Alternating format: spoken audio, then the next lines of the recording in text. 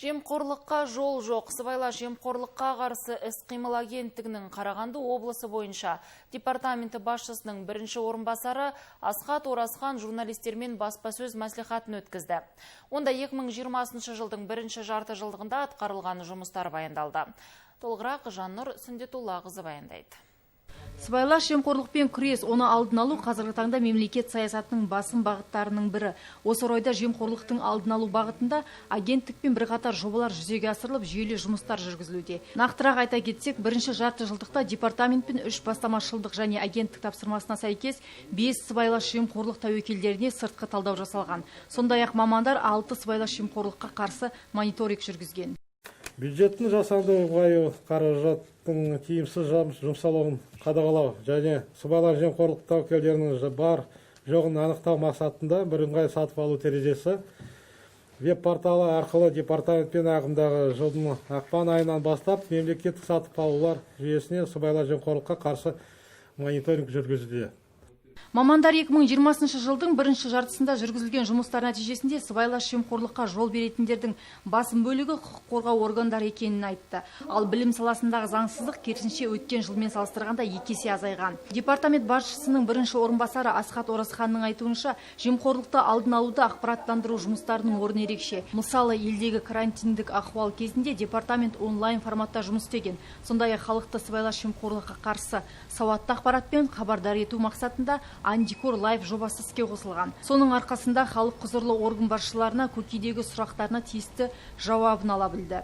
Мамандар Антикор Лайф жобасы арқылы осы жарты жылдықта 130 тікелей эфир өткізген. Облыс бойынша 60 фронт кеңселер және 14 сервистік әкімдіктер қызмет көрсетуде. Жоғарыда аталған Антикор Лайф жобасы арқылы іспеттес ашық әкімдіктерді ауыл аймақтарда да ашу мәселесі бойынша облысымыздың барлық қалалары мен аудандары әкімдерінің қатысуымен 18 тікелей эфир өткізілді. Қуантарлық жайт, аталмыш форматқа көшуді қолдаған бірқатар құқық қорғау органдары да сот, прокуратура, полиция, фронт кеңселері сәтті пайдалана білді.